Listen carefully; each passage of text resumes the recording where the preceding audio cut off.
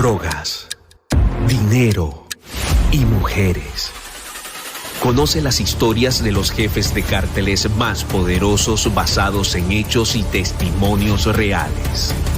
Mundo Narco. Recorre la vida de los grandes líderes de la mafia.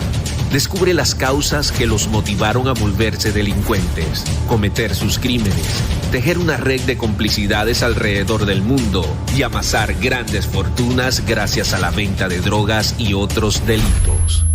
¿Estás listo para entrar al mundo narco?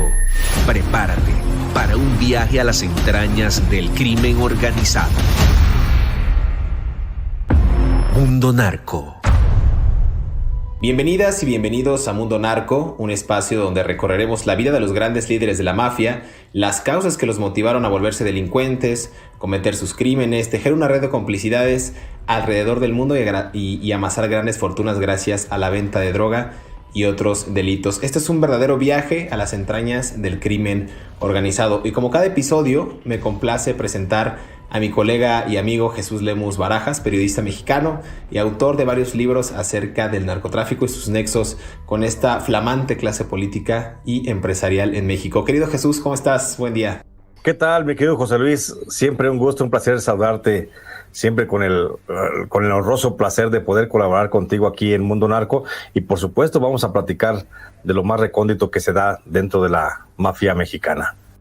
Han sido episodios, bueno, vamos con el segundo episodio, han sido realmente pasajes más bien interesantes los que hemos podido debatir, hemos encontrado puntos de coincidencia y también lo que decíamos en el episodio pasado, ¿no? Narrar la verdad, pues ahora sí que con lo que es, con todas las realidades, con todos los claroscuros que tiene esta. ¿Te acuerdas que el episodio pasado justo conversábamos acerca de la turbia infancia de Joaquín El Chapo Guzmán, sus inicios en la mafia? Hablamos de cómo el contexto social y político de aquella época pues orilló a muchos campesinos de las zonas serranas en este enclave geográfico conocido como el Triángulo Dorado, los estados de Chihuahua, Sinaloa y Durango, a que se dedicaran justo a la siembra, al cultivo pues y al trasiego de drogas, en este caso la marihuana. Después habría otras drogas sintéticas ya más avanzadas, como lo estamos conociendo en estos últimos años, quizás en la última década, el fentanilo. Y hablamos de Joaquín Chapo Guzmán, insisto, de los inicios, pero me gustaría que avanzáramos en este proceso. Ya, insisto, hablamos de la infancia, cómo la vivió en Badiraguato, a quién conoció para adentrarse al mundo del narco, a Pedro Avilés Pérez, quien presuntamente era su tío, los malos tratos de su papá, las alianzas que tejió con algunos complicidades y se hizo de algunos socios como Héctor Luis Palma Salazar el Güero. Y en fin, vamos adelantándonos a este segundo episodio que va a estar bastante interesante, no se despegue, lleno de más intriga, de más conexiones, de más carnita, como decimos en México. Vamos a hablar de la carrera criminal del Capo. Jesús, ¿qué podemos ahondar o destacar en esta primera fase, digamos, de este episodio de la carrera criminal de Joaquín El Chapo Guzmán? Yo creo que hay que destacar, como tú ya decías, mi querido José Luis, el asunto de las amistades, las relaciones, el entorno social que tuvo en su momento, en sus inicios. Joaquín Guzmán lo era cuando era apenas un muchacho, cuando apenas fue reclutado por Rafael Caro Quintero para ayudarlo a cuidar algunos terrenos de sembrados de marihuana, bajo terrenos que eran propiedad y sembradíos que eran propiedad, por supuesto, ya lo dijiste, de Pedro Avilés Pérez. Hay que recordar que el Chapo Guzmán en aquel tiempo, bueno, no tenía toda la influencia de nadie, era un muchacho limpio que venía prácticamente de la necesidad, de la urgencia de ayudar económicamente a la familia que estaba en condiciones económicas pues muy deplorables. Entonces, como muchos chiquillos en México, tuvo que entrar a trabajar y hasta ahí no había ninguna influencia. La primera influencia que podría haber tenido dentro del narcotráfico podría considerarse que fue la de Rafael Caro Quintero, quien fue el que lo reclutó y lo hace que se ponga a trabajar, le da una escopeta de chispa, y con esa escopeta de chispa, de municiones, te has de recordar de ese tipo de escopetas, huiloteras, que le dicen incluso en algunas localidades, con esa era con la que cuidaba, o al menos alertaba de la presencia de guardias o de seguridad pública en torno a aquellos sembradíos, pero hasta ahí no había ninguna influencia. Creo que la principal influencia que tiene Joaquín Guzmán Loera para comenzar a adentrarse en un mundo criminal es la de Armando López, el famoso Rayo de Sinaloa. Armando López, todavía algunos historiadores del narcotráfico incluso lo ubican a la era posterior a que Joaquín Guzmán se hace jefe de jefes dentro del cártel de Guadalajara, pero realmente la relación de Armando López, el Rayo de Sinaloa, viene desde muy temprano. Armando López se conoce con Joaquín Guzmán Loera en aquellos tiempos en los que también Armando López era uno de los muchos muchachos que contrató Rafael Caro Quintero para el cuidado de muchos cultivos de marihuana. Entonces, Armando López es un muchacho que viene de la zona de Choix, Sinaloa, más al norte de Badiraguato, y ahí él comienza a tener esa relación, se comienza a conocer y a entender con Armando López, porque Armando López cuidaba una zona perimetral aledaña a la de Joaquín Guzmán Loera. Y en eso, para matar las tediosas tardes de calor allá en la sierra, que no tenían mucho que hacer y que jugaban a la baraja y jugaban a los dados, también juegos de azar, y en eso se pasaban las tardes. Allí es cuando creo que el verdadero padrino del Chapo Guzmán es Armando López, quien lo comienza a inducir y le comienza a decir pues que pueden hacer negocios ellos, cómo pueden ir asociándose, cómo pueden comenzar a cometer robo hormiga de los cultivos de marihuana para ellos trasegarla. Todo lo que hacía Joaquín Guzmán Loera era que se metía hacia la parte, ya dentro de las zonas más frondosas de cultivos de marihuana, se metía hacia la zona de adentro, de lo más profundo de los cultivos que le tocaba cuidar, cortaba algunas ramas, las deshojaba y digamos que hacía pequeños cortes a los cultivos, y esos cortes se los entregaba al famoso Rayo de Sinaloa. Y incluso Joaquín Guzmán es el que le pone el Rayo de Sinaloa, porque era rápido, porque en lo que se quedaba cuidando una tarde el resto de los cultivos, Joaquín Guzmán, el Rayo de Sinaloa, pues bajaba eso, así de la sierra, bajaba hecho un rayo, corriendo, bajaba y comercializaba aquellos cortes de marihuana que hacía y que lograba empaquetar, y que pues eran pequeños cortes, a lo mejor hablábamos de 200, 300 gramos de marihuana, pero el Rayo de Sinaloa bajaba desde la zona de cultivos donde estaban ahí en la zona del Triángulo Dorado, arriba de Badiraguato, bajaban, llegaban a la comunidad de Badiraguato y ahí comenzaban en el mercado a vender, no Badiraguato, bajaban hacia el lado de Culiacán, y ahí es donde comenzaban a vender los cultivos, y a los días regresaba en lo que Joaquín Guzmán seguía cuidando los dos perímetros de siembra, tanto el de el Rayo de Sinaloa como el de él, pues ya regresaba el otro, ya llegaba con unos dineros y ya llegaba con algo para comida, y ahí es donde se afianza esa relación. Creo que ese es un punto bien importante que está como muy oscuro en la historia, mi querido José Luis. No se ha tocado mucho, pero creo que la influencia del Rayo de Sinaloa en la vida criminal de Joaquín Guzmán Loera es pero fundamental. Cabe mencionar eso es muy interesante lo que comentas, Jesús, porque muy poca gente conoce ese pasaje, y estamos hablando de que en ese momento quizás la vida del Chapo habría tenido unos 26, 30 años, y también ocurre en ese momento lo que habíamos comentado en el episodio pasado, el asesinato del agente de la DEA, Enrique Camarena Salazar, y a la par estos dos muchachos, que en ese entonces era Joaquín el Chapo Guzmán y Armando López, como decías tú, se dedicaban a hacer el trasiego de drogas, y empezaron justo desde abajo. A mí me sorprende mucho que en el caso del Chapo Guzmán, pues realmente fue uno de los choferes, ¿no? De los grandes capos de la droga, en este caso de Miguel Ángel Félix Gallardo, quien lo reclutó al inicio. Atravesó, digamos, por una etapa bastante turbia el Chapo Guzmán también, porque era realmente un pistolero, era una persona que no tenía mayor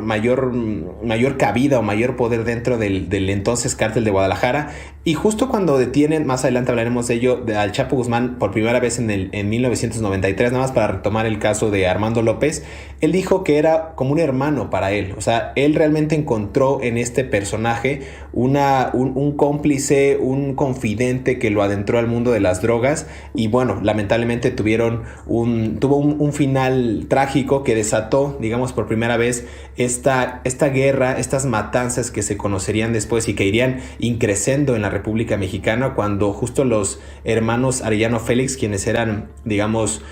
no enemigos, pero ya había una pequeña enemistad cuando se empezaron a dividir los territorios del narcotráfico en México, lo cual platicamos en el episodio pasado. Los hermanos Arellano Félix asesinan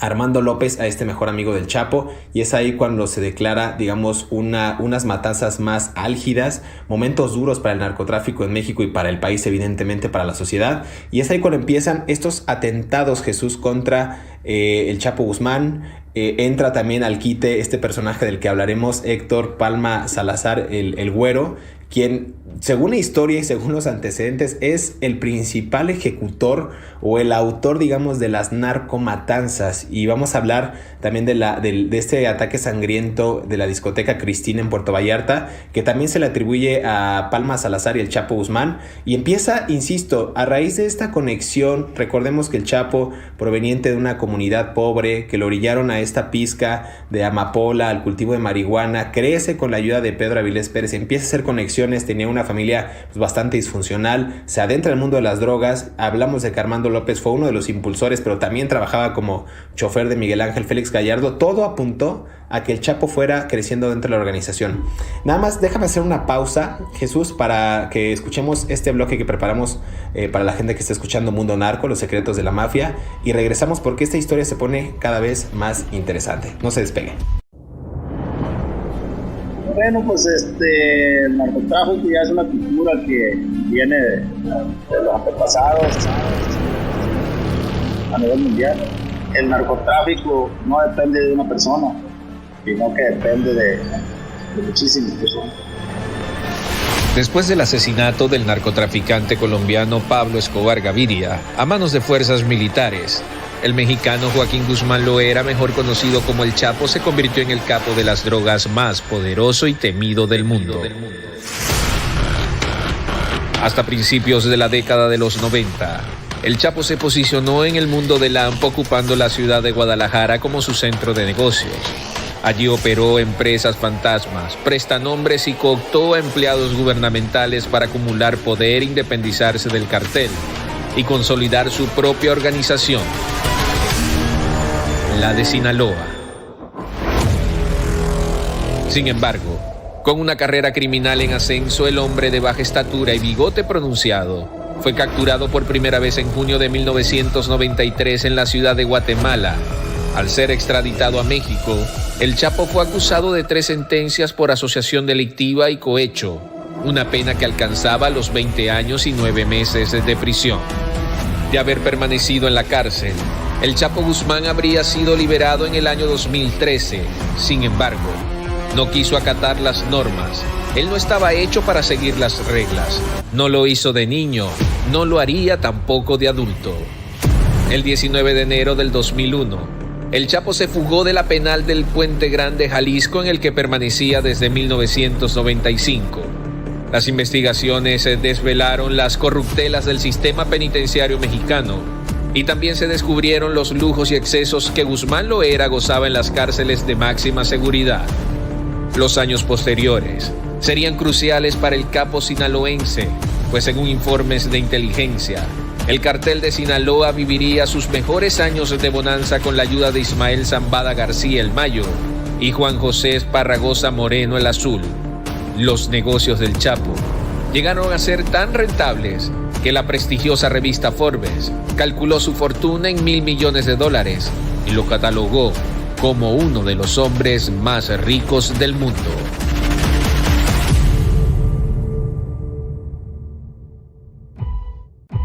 Regresamos a Mundo Narco, estamos conversando acerca de la carrera delictiva de uno de los narcotraficantes más prolíficos de México y bueno, ya reconocido mundialmente por este juicio del siglo que apenas se llevó en el año pasado. Estamos hablando de Joaquín El Chapo Guzmán, ex líder del cartel de Sinaloa. Jesús, hablamos acerca justo de la carrera delictiva, mencionabas de los inicios de Joaquín Guzmán en la mafia, cuando tenía él más o menos 15, 18 años, con la ayuda de este personaje que después saldría pues prácticamente de la jugada después de ser asesinado.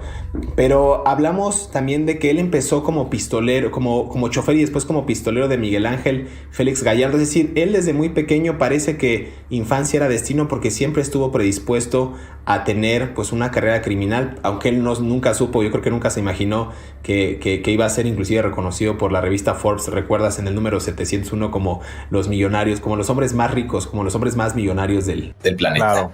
Claro, habría que destacar eso justamente, mi querido José Luis, que el asunto de la relación entre Joaquín Guzmán y el Rayo de Sinaloa, pues sí se da entre los 15 a los 18 años, por ahí están perdidas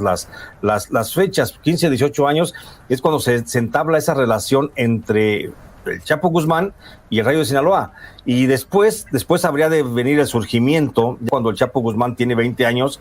habría de venir el surgimiento del cártel de Guadalajara, una vez que Pedro Avilés, bueno, es detenido y una vez que también Lamberto Quintero fue abatido y que prácticamente la producción de marihuana en la zona del Triángulo Dorado, en la región norte de Badiraguato, queda en manos o bajo el control de Rafael Caro Quintero, pues es cuando Rafael Caro Quintero decide trasladar la cabeza de su imperio de las drogas, sacarlo de Culiacán y llevarlo hacia la zona de Guadalajara. Para esto, pues, recordemos que se asocia con Miguel Ángel Félix Gallardo, bueno, se asocia con el jefe de jefes y también se asocia con el otro, ahí se me va. Con Ernesto Fonseca Carrillo. Sí, es cierto, es cuando Rafael Caro Quintero se asocia con Miguel Ángel Félix Gallardo y con Fonseca Carrillo. Es cuando surge ahí, cuando Ernesto Fonseca Carrillo, es cuando surge el cártel de Guadalajara. Una vez que se establece el cártel de Guadalajara, pues llegan los activos, que ya lo habíamos comentado, llegan los activos al cártel de Guadalajara y llegan gente como Héctor Beltrán Leiva, con su hermano Arturo y con su hermano Alfredo, que estaba también ya muy, muy, muy chiquillo. Llegan también los hermanos Arellano Félix, llega Zambada, el Mayo Zambada, con su hermano Jesús, llega también, por citar algo, el Azul, por supuesto, recordarás, y entre ellos, bueno, llega también el Chapo Guzmán, también con dos personajes que ahí se conoce con otro más, con su compadre Héctor Salazar Palma, que también sería luego a la postre un actor principal del narcotráfico. Y ahí es cuando el Chapo Guzmán, una vez que Miguel Ángel Félix Gallardo lo asume como hombre de sus confianzas, porque le denota gallardía, le denota valentía, pero sobre todo, y es una cosa que no han mentido las series de Netflix, las series de todas las plataformas en las que se platica de los narcotraficantes. Creo que el Chapo Guzmán, dentro de sus cualidades en el mundo del narcotráfico, la mayor y la más importante fue que siempre hacía valer su palabra y siempre fue una persona de mucha seriedad en todos los sentidos. Entonces, por eso Miguel Ángel Félix Gallardo lo asume como su pistolero principal, lo toma como su chofer y pues le pide que genere una escolta en torno a Miguel Ángel Félix Gallardo, mientras que Rafael, bueno, asumió a otros como al Mayo Zambada, fue el jefe de escoltas de Rafael Caro Quintero, y Ernesto Fonseca Carrillo, bueno, asume a su sobrino, el Señor de los Cielos, lo asume también como su escolta. Hay que agarrar partes. Miguel Ángel Félix Gallardo, al asumir al Chapo Guzmán como su principal o como hombre de confianza, su escolta, su principal pistolero, pues también le pide que cree su propio equipo de trabajo, y ahí el Chapo Guzmán se hace rodear de tres personajes bien importantes, que hablamos del Güero Palma, Héctor Palma Salazar, que lo hace también su compadre, se hace también de Armando López, el famoso Rayo, con el que ya también tenía mucha infancia y conociencia desde cuando, y también a ellos se suma también este otro personaje que también cobrará mucha importancia dentro de la historia, que es Humberto Rodríguez Bañuelos, la Rana, el que luego asesina al cardenal Juan Jesús Posadas Ocampo. Y ese es el grupo de confianza del Chapo Guzmán, con el que luego habría de formar la primera fracción del cártel de Sinaloa. Está bien interesante eso que dices, porque de acuerdo con un perfil psicológico de la extinta PGR, hoy Fiscalía General de la República en México, decían que el Chapo, pues debido a su baja estatura, trataba siempre de mostrar su superioridad intelectual, su ambición desmedida por el poder, y quizás yo creo que estas dos características, Jesús, fueron las que le permitieron ir asumiendo la manutención de su familia a través de la venta de marihuana, pero también llegar hasta este círculo que me mencionabas de Félix Gallardo, para que él pudiera tener este reconocimiento puesto y pudiera tener también esta valía dentro de la organización que ya pesaba. No sabían en ese momento, tú acabas de mencionar Jesús Zambada García, Ismael Zambada García, Juan José Esparragosa Moreno, Héctor Palma Salazar, en fin, un buen de personajes que a la postre serían pues prácticamente enemigos públicos número uno de Estados Unidos, ¿no? En Chicago, en California, en otros estados, pero creo que aquí es interesante ver cómo se fue tejiendo, y comentaba en la cápsula pasada que creo que también un episodio donde cambió la vida del Chapo fue cuando tenía, te digo, entre 26 y 30 años y matan a la gente de la DEA, a Enrique Camarena Salazar, que ya dijimos que no fue torturado brutalmente por algunos de los capos de ahí. Hay muchos indicios y hay pruebas de que, como lo dijimos en el episodio pasado, en realidad fue un agente de la CIA quien perpetuó esa ejecución. Pero a ver, aquí hablamos también de Rafael Caro Quintero, de uno de los socios de Félix Gallardo, que cuando ocurre este pasaje del asesinato de Camarena, ahí, según agentes de la DEA también, el Chapo logra apoderarse de las rutas de la droga que habían dejado los antiguos socios de estos personajes que ya iban en caída o en desgracia, y lo hace, tú mencionaste un personaje relevante en esta historia, en esta trama, con Héctor Luis, el Güero Palma,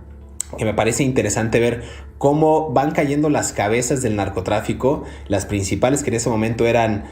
pues pujantes para la época con el naciente cártel de Guadalajara, y él empieza a escarbar y a ver y a decir, bueno, pues yo con mi organización que le estaba ofreciendo a estos personajes de gran talla, pues yo me voy a abrir paso en el mundo del AMPA. Entonces ahí se fueron haciendo de buenos territorios, de buenas propiedades, de buen dinero, de buenas alianzas y conexiones, pero se les atraviesa, Jesús, una poderosa familia de narcotraficantes que ya mencionabas también, los Arellano Félix, que controlaban justo esta parte de Tijuana, que era pues prácticamente el corredor más deseado de la ruta del narco, ¿no? Estamos hablando de la parte de Estados Unidos. ¿Quién no ambicionaba en ese momento, que ya veían el creciente número de consumidores de droga en Estados Unidos? Pues prácticamente el Güero Palma, el Chapo Guzmán, el Mayo Zambada, y empiezan a gestar también una operación para tener mayor control sobre ello. Y mencionaba que en ese andar y en esa pugna, ya más adelante, matan a uno de estos amigos, a Armando López, a quien decías tú, el Rayo de Sinaloa. Un atentado, un asesinato que le dolió al Chapo Guzmán porque era uno de sus hermanos, de sus más allegados. Y ahí es cuando empieza este forcejeo por querer tener el control de cada una de las plazas en México. Y hablamos también del ataque sangriento de la discoteca Cristina en Puerto Vallarta, que se origina a través de esta ruptura, de esta alianza que no tácita, pero tenían ya un acuerdo de palabra con estos carteles, y es ahí donde participa Héctor el Güero Palma para tratar de asesinar a estos hermanos Arellano Félix, pero falla en ese intento, Jesús. Sí, así es, mi querido José Luis, pero antes de llegar a todo esto, bueno, creo que has resumido de manera genial lo que es el desarrollo y el crecimiento del cártel de Guadalajara, pero antes de que llegara al posicionamiento de la familia de los Arellano Félix allá en Tijuana, y antes de que el propio Chapo Guzmán pensara siquiera en tener su propio narcotráfico, creo que hay eventos muy importantes dentro del cártel de Guadalajara cuando estaba encabezado por Miguel Ángel Félix, por Rafael Caro y por Ernesto Fonseca. Hay unos eventos que le van a dar al Chapo Guzmán la posibilidad de posicionarse como el hombre más importante del narcotráfico, ¿sí? Recordemos aquella primicia de Ortega y Gasset de que es el hombre y sus circunstancias, y yo creo que las circunstancias que en este caso rodean a Joaquín Guzmán fueron las más favorables para poder establecerse como el seguro sucesor dentro de un grupo del cártel. Para esto hay que pensar y hay que recordar que el Chapo Guzmán, cuando era pistolero de Miguel Ángel Félix Gallardo, pues le encomendaron dos tareas fundamentales. Le encomendaron primero hacerse del control de las costas michoacanas para que la cocaína que estaba comprando el cártel de Guadalajara desde Colombia pudiera llegar sin mayor problema y trasegarla desde las costas michoacanas hacia el lado de Sonora, de Sinaloa, pasando por supuesto por Jalisco, por Nayarit, y para llegar a Sinaloa, para de ahí continuar el rumbo hacia el norte. En esa estructura incipiente de las rutas de narcotráfico que estableció el cártel de Guadalajara, a Joaquín Guzmán le encomiendan el control de las costas de las costas de Michoacán. Para esto, Joaquín Guzmán se hace de una propiedad, compra una propiedad con recursos del cártel de Guadalajara, compra una propiedad que se conoce como La Tupetina, hoy es una base naval. Y ahí en La Tupetina era justamente donde llegaron los primeros desembarcos a través de lanchas rápidas que hacía el cártel de Pablo Escobar Gaviria, con el que ya tenían contacto. Ese fue la primera acción que le encomiendan y que posiciona, porque en ese momento el Chapo Guzmán comienza a tener ya control de todo el estado de Michoacán y comienza a relacionarse con las familias de michoacanos que ya estaban organizándose también en grupos de narcotráfico, y que logró el Chapo Guzmán que esas familias fueran las suministradoras de marihuana para el cártel de Guadalajara. Puso a trabajar ahí al grupo de los Valencia, que después sería también el origen del cártel Jalisco Nueva Generación, y por ahí ya viene la primera veta de relación del cártel de Sinaloa con el cártel de los michoacanos. Pero antes de esto, paralelamente a eso, el Chapo Guzmán también recibió la encomienda de Miguel Ángel Félix, de Rafael Caro y de Ernesto Fonseca de ir a negociar directamente con Pablo Escobar Gaviria una serie de traslados, de trasiegos de droga que no nada más deberían estar sujetados o deberían estar sujetos al envío de droga, de cocaína a través de las costas michoacanas. El Chapo Guzmán junto con Pablo Escobar idean la posibilidad de que Colombia tenga dos salidas de narcotráfico, una por el Pacífico con llegada a las costas michoacanas, concretamente al punto de la Tupetina, que sería más o menos ahí por la región de Cualcomán, y la otra es que salieran otros embarques de cocaína, pero por el lado del Caribe, para entrar por el lado de Quintana Roo y de Yucatán. Perdón, y esas fueron las dos principales vetas que abre Joaquín Guzmán con relación al cártel de Pablo Escobar. Por eso, cuando Miguel Ángel Félix, Rafael Caro, Ernesto Fonseca deciden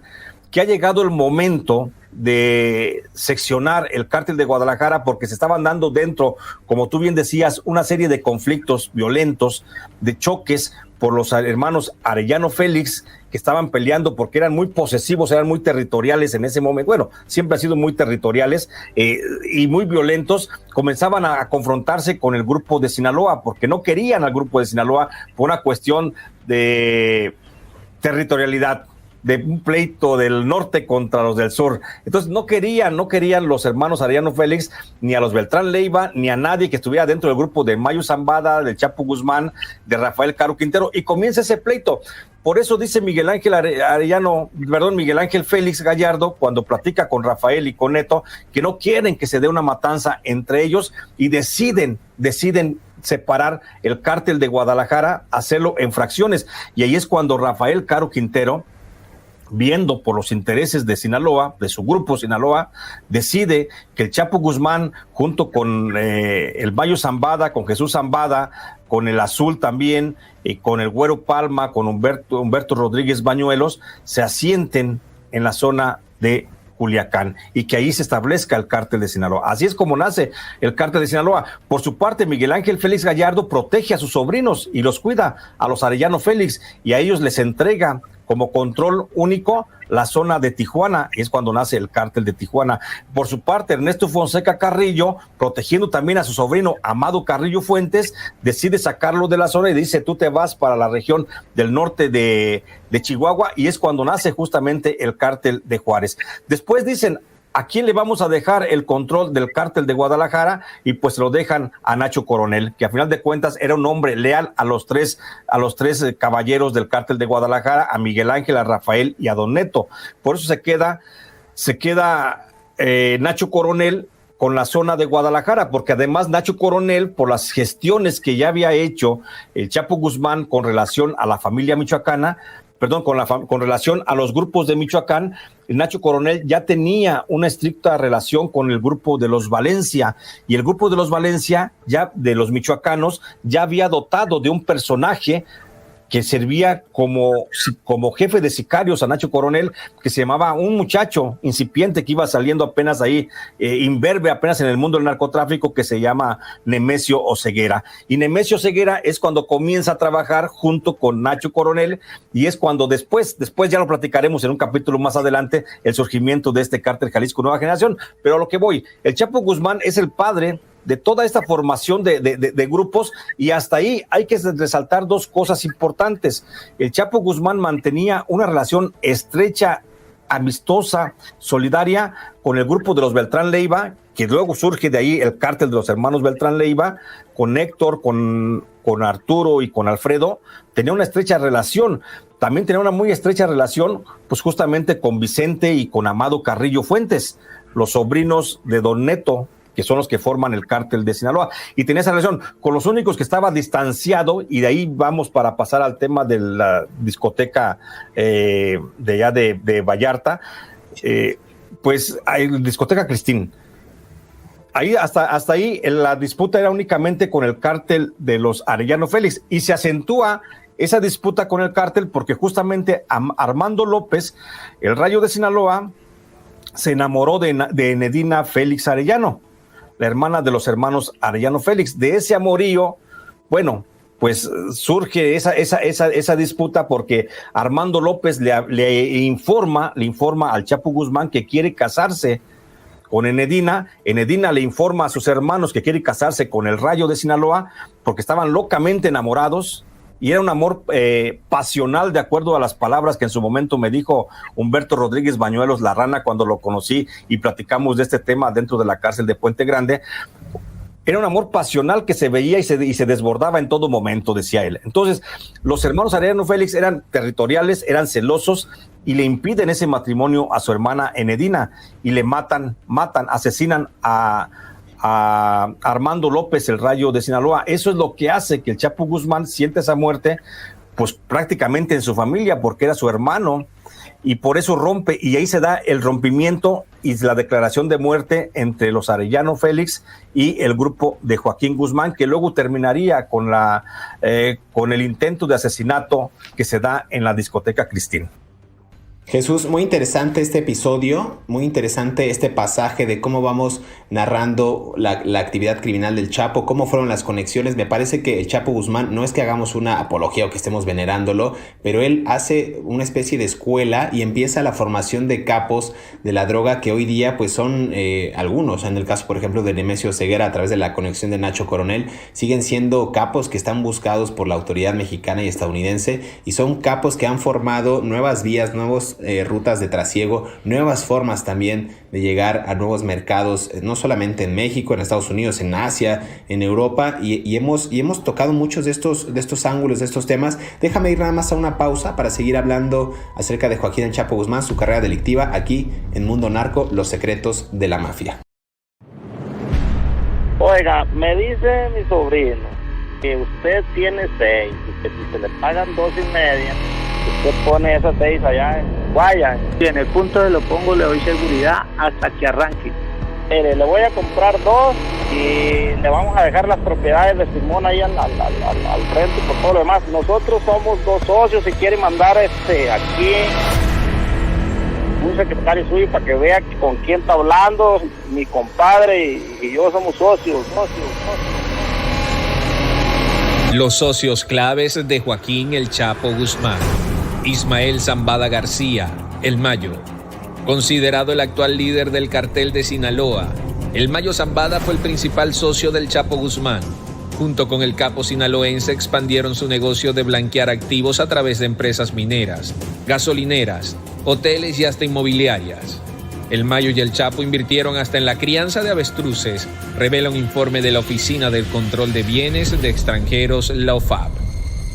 Héctor Luis Palma Salazar, El Güero. A diferencia de otros capos de la vieja guardia, el Güero Palma se caracterizó durante finales de la década de los 80 y principios de los 90 por ejecutar u ordenar las denominadas narcoejecuciones, que hasta el día de hoy persisten en México. Primero socio y amigo del Chapo Guzmán, y después acérrimos rivales, pues el deseo de dominación y control del trasiego de drogas de México a Estados Unidos lo orilló a arrebatarle algunas rutas para contrabandear bajo su propia estructura delictiva. Juan José Esparragosa Moreno, El Azul. El Azul ingresó al negocio de las drogas financiando cultivos de marihuana y llegó a ser una pieza de gran importancia al interior del cartel de Sinaloa. Además de ser un lavador de activos, Esparragosa Moreno fungió como eslabón central en las relaciones familiares cuando se desató la guerra entre las familias de los grupos criminales. Aunque su muerte sigue siendo un misterio, El Azul fue reconocido por conciliar y negociar con autoridades federales y otros carteles rivales. Pedro y Margarito Flores. Los mellizos construyeron un imperio criminal para el trasiego de cocaína en Chicago. Fueron socios directos del Chapo Guzmán y diversificaron su negocio muy rápido en Estados Unidos. Cuando inició la guerra entre carteles mexicanos en el 2008,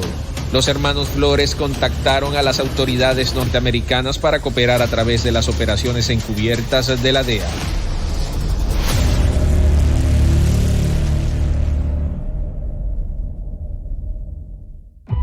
Regresamos a Mundo Narco, estamos conversando acerca de la carrera delictiva de Joaquín El Chapo Guzmán. Antes de ir a esta pausa, hablamos justo del asesinato de El Rayo de Sinaloa, este personaje que fue entrañable para Joaquín El Chapo Guzmán, que lo acercó al mundo de la mafia, además de su tío Pedro Avilés Pérez, pero realmente un sujeto que marcó parte de la actividad criminal y que haría que El Chapo Guzmán se acercara a estos personajes como Miguel Ángel Félix Gallardo, ganara la confianza de estos grandes capos de Don Neto, de Rafael Caro Quintero, para que pudiera no solamente ser el chofer, sino el pistolero, y más tarde apoderarse de estos territorios que iban dejando las viejas cabezas que iban cayendo pues por muchos temas, ya lo hemos dicho, por el asesinato de Enrique Camarena, también por la reconfiguración del narco y bueno, por la propia dinámica de que estos personajes pues ya venían en declive y bueno, estos personajes decíamos Juan José Esparragosa Moreno, el Mayo Zambada, Héctor Palma Salazar, Humberto Rodríguez Bañuelas, todos estos empezaron a gestar una nueva dinámica del narco en México. Jesús, hablamos justo del tema de la discoteca Cristín, que me parece interesante retomar cómo es que luego del asesinato del Rayo de Sinaloa cobran venganza el Güero Palma, el Chapo Guzmán, en contra de estos personajes de los hermanos Arellano Félix, y a partir de ahí se crea esta ruptura de las organizaciones criminales y empiezan, ya lo decías tú también, a repartirse para que no se gestara antes una guerra. Empiezan a repartir que la parte norte de Chihuahua, Juárez, se le entregaron a Amado Carrillo, a los hermanos Arellano Félix la parte de Tijuana, el cártel de Guadalajara se queda con Nacho Coronel, se empieza a gestar la creación del cártel de Sinaloa, pero empieza antes esta ruptura con las narcomatanzas, que yo lo veo como una venganza a los propios intereses de los que ellos creían que ya empezaban a hacer sus territorios, sus sembradíos, sus cargamentos, sus conexiones. Ya había una ambición en ese momento. Muy bien, sí, me parece muy preciso lo que dices, mi querido José Luis. El asunto es que si nos dispensamos un poquito de la microhistoria, para no entrar también en tantos detalles con relación a esto, hay que decir que el intento de asesinato de que sufren los hermanos Arellano Félix, Ramón, sobre todo, ahí en la discoteca Cristín, fue porque Ramón fue el que asesinó a Armando López, el Rayo de Sinaloa, y esta situación la toma como un asunto personal el propio Chapo Guzmán, quien jura ante el féretro de Armando López vengarle su muerte. Por eso el Chapo Guzmán hace todo lo necesario para lograr el asesinato de cualquiera de los hermanos Arellano Félix, y encuentra el momento propicio justamente cuando en una ocasión Ramón, junto con sus otros dos hermanos, se encontraba en la discoteca Cristín haciendo una festividad de un cumpleaños, y pues resulta que ahí el Chapo Guzmán, con información privilegiada del gobierno federal, que ya para entonces trabajaba, por supuesto, para el cártel de Sinaloa, le notifican que ahí está los hermanos Arellano Félix dentro de la discoteca Cristín en el municipio de Puerto Vallarta. Habrás de recordar que en ese tiempo Puerto Vallarta era un sitio neutral para los cárteles, así como hoy es la ciudad de Puebla, y luego en su momento fue Querétaro, y también en su momento fue la ciudad de Puerto Vallarta, un lugar donde podía andar cualquier narcotraficante, cualquier jefe de narcos, y estaba pisando suelo neutral, porque esos son los pactos a los que... Inclusive el puerto de Acapulco en algún momento, el puerto paradisíaco de Acapulco fungió, porque se encontraban también los Beltrán Leiva, se encontraban los Arellano, inclusive Guzmán, Nacho Coronel, todos departían ahí. Bueno, por ahí hay un libro también famoso donde dicen que departían personajes de la farándula, ¿no? En este puerto con narcotraficantes. Pero bueno, decías, Jesús, perdón. Sí, entonces siempre ha habido esos puntos de neutrales donde las familias de los narcotraficantes pueden estar seguros por el pacto de eso de inmunidad entre ellos mismos. El caso es que Puerto Vallarta fue en su momento, y ahí era donde todos celebraban sus fiestas. Ahí se encuentran en un momento determinado los hermanos Arellano Félix. El ejército mexicano notifica a Joaquín Guzmán que allí estaban sus enemigos, y Joaquín Guzmán es el que organiza el operativo, se lo encarga a su compadre Héctor Güero Palma, y el Güero Palma, con una partida de militares, ingresan a la discoteca Cristín, donde se rafaguean, se dan a balazos, pero los hermanos Arellano Félix logran ser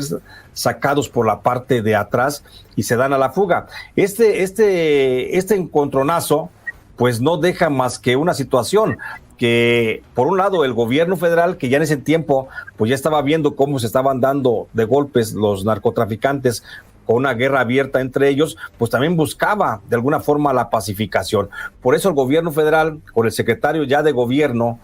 secretario de gobernación, que era Jorge Carpizo MacGregor, idea la posibilidad de ir pacificando estos enfrentamientos, llama a la negociación a cada uno de ellos, pero pues ninguno tiene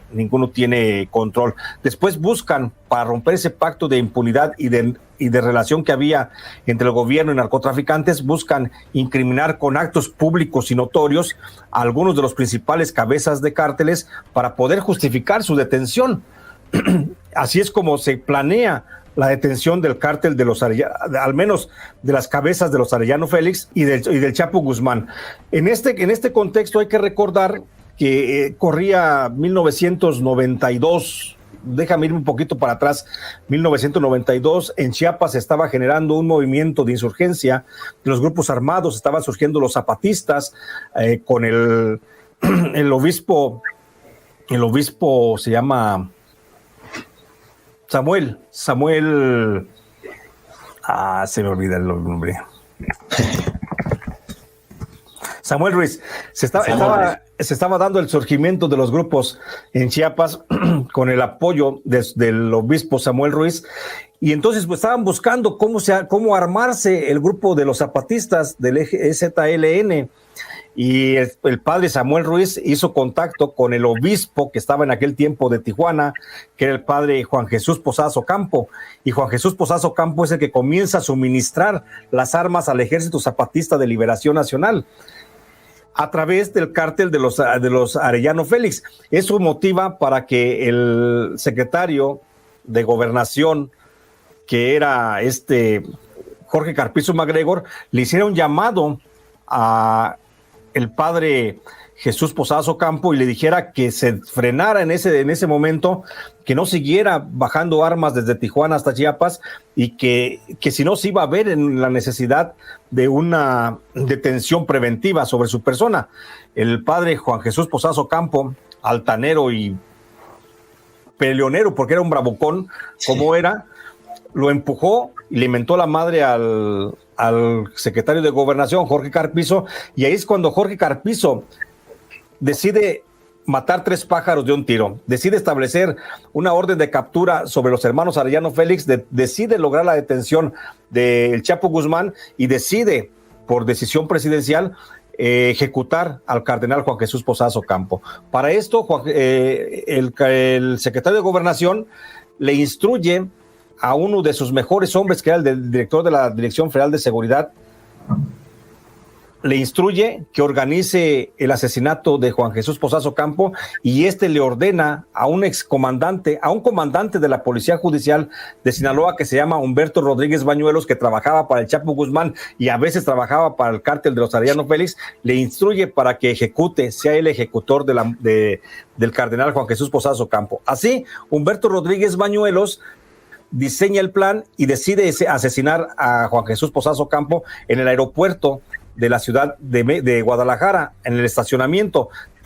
Cuadró las fechas de salida del cardenal, y bueno, en ese mismo también la Secretaría de Gobernación llama a una tregua de diálogo a los hermanos Arellano Félix y al Chapo Guzmán, a los que los convoca justamente en el estacionamiento del aeropuerto de Guadalajara, sin saber que iba a haber un asesinato, un magnicidio del cardenal Posadas Ocampo. Ahí se van a enfrentar, se van a sentar al diálogo supuestamente el Chapo Guzmán y su grupo de narcotraficantes con el grupo de los hermanos Arellano Félix. Y ahí es, en medio de esa posible reunión, es cuando llega Humberto Rodríguez Bañuelos y asesina directamente al cardenal Juan Jesús Posadas Ocampo. Por eso luego el gobierno tiene elementos suficientes para decir que el Chapo Guzmán había sido el ejecutor de la muerte, inicialmente que había sido el ejecutor del cardenal Juan Jesús Posadas Ocampo, aunque después se cambió la versión y se dijo que Posadas Ocampo fue víctima de fuego cruzado entre las ráfagas de armas de los Arellano con el Chapo Guzmán. Pero aún así, esto le dio motivo al gobierno federal para deshacerse de los compromisos con el Chapo Guzmán y establecer una orden de captura que luego habría de desembocar.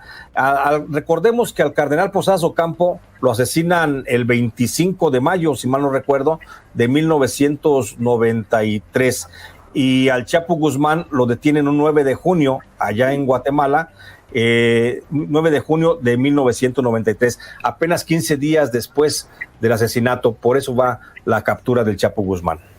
A mí me parece muy interesante este pasaje porque justo lo que dices tú, ¿no? El momento cumbre del 24 de mayo del 93 que llegan al Aeropuerto Internacional de Guadalajara. El Chapo presuntamente, dicen también otras versiones, que iba a realizar un viaje para ampliar justo las relaciones políticas de protección de alto nivel, y es cuando ocurre esto, ¿no? En esta reunión que había organizado Jorge Carpizo MacGregor, y ahí es cuando el Chapo corre. Por ahí algunos expedientes y algunos libros ya han detallado bastante, inclusive nosotros en los artículos que hemos escrito le habían dicho al Chapo, corre porque hay gente armada, ¿no? Entonces este era uno de sus guardaespaldas, me parece que era de nombre Antonio Mendoza Cruz. El Chapo se lanza al piso, comienza a gatear apresuradamente hacia el interior del aeropuerto y huyen por esta balacera protegido por su guardaespaldas. Lo que bien dices, Jesús, ya vamos a ir cerrando este episodio. Tendríamos que tener por lo menos 50, 60 para hablar de toda la carrera delictiva, de la infancia, de las conexiones de las mujeres del Chapo Guzmán, pero ya nada más para matizar e ir cerrando el episodio. El asesinato del cardenal, ya lo decías tú, Jesús, pasó a las primeras planas, fue un acto relevante en México, trascendió porque ahí ya se empezaba a ver entonces que había realmente cárteles de la droga en México. Me parece que los años 90, en este caso el 93, después del surgimiento del Ejército Zapatista de Liberación Nacional, ya lo decías tú, también vendría la crisis del 94, pero en el 93 creo que ahí se da de facto, se conoce que en México existen grandes figuras, existen capos como en su momento lo existían o estaban emergiendo en Italia, ¿no? Con la Cosa Nostra, o ya estaban más consolidados en Estados Unidos algunos asesinos seriales y algunas figuras prominentes que habían ejecutado matanzas masivas. Bueno, pues aquí en México en esos años ya existían y ya se hablaba de narcotraficantes mexicanos. En ese momento me parece que el gobierno de Carlos Salinas de Gortari ofrece $5 millones por esta información que conduzca a la aprehensión de Joaquín El Chapo Guzmán, del socio, del Güero Palma, y de los hermanos Ramón y Benjamín Arellano Félix. Ahí se empieza a gestar una nueva dinámica. Es interesante y vamos a ir hablando en otros episodios cómo en este pacto roto, después de la captura del Chapo Guzmán, después de la aprehensión de El Güero Palma, de los hermanos Arellano Félix, inclusive su posterior extradición de algunos de ellos, se empieza a gestar una nueva dinámica del narcotráfico. Los cárteles ya consideran en ese momento al gobierno mexicano como un enemigo, como ya no es un aliado como había fungido en años anteriores, y también se empieza a organizar entre ellos para repartirse más territorios, para hacer el trasiego de drogas más creativo. Hablaremos en otros episodios de cómo lo hacían a través de latas de chiles, de plátanos, de plástico, de aguacates, en electrodomésticos, en un sinfín de cosas. Pero Jesús, para terminar esto, me parece muy interesante lo que hemos platicado en este episodio. Hemos ahondado puntos claves de la vida de Joaquín Chapo Guzmán, pero insisto, sería inacabable hablar de este personaje que inclusive después del juicio, e inclusive la carta que envió hace unas semanas diciendo que lo tratan mal en la prisión de máxima seguridad que está en Estados Unidos, este hombre no deja y nos da más material de qué hablar. Sí, por supuesto, es que no es como tú decías, no es apología ni mucho menos, pero la verdad es que la historia del narcotráfico, la historia moderna del narcotráfico en México no se puede entender sin la figura del Chapo Guzmán, porque es el que prácticamente es actor fundamental de los grandes episodios que han dado pues movimiento o el surgimiento de la historia del narcotráfico, y a final de cuentas es su personalidad la que va matizando cada uno de esos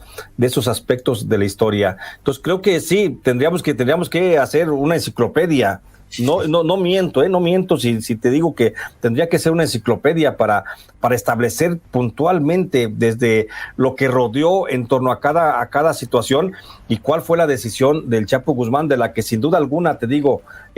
siempre fue una persona que se condujo. Si hubiera dentro del crimen organizado alguna especie de valor ético de los actores de este trama, creo que sin duda alguna el que más tendría estos valores sería justamente el Chapo Guzmán, porque fue calificado en alguna ocasión por Rafael Caro Quintero desde dentro de la prisión como uno de los últimos caballeros del narcotráfico, porque esa era su dimensión de cuando trasegaba drogas. Joaquín Guzmán se portaba realmente como un caballero que aparentemente respetaba la integridad de todo. Ha de haber tenido sus fallas, ha de haber tenido sus errores, pero así lo marca la historia de los principales actores. Jesús, te mando un gran abrazo, cuídate mucho, me encantó compartir nuevamente este espacio contigo, Mundo Narco, los secretos de la mafia, y a usted que nos sintoniza, por favor, si quiere repetir este episodio, lo puede escuchar en Spotify, Amazon Music, Apple Podcasts o iHeartRadio. Lo puede escuchar en la comodidad de su hogar, en la calle, en el transporte público, donde quiera, y no olvide seguirnos también a través de nuestras redes sociales en Mundo Hispánico. Muchas gracias, nos escuchamos en el próximo episodio de Mundo Narco.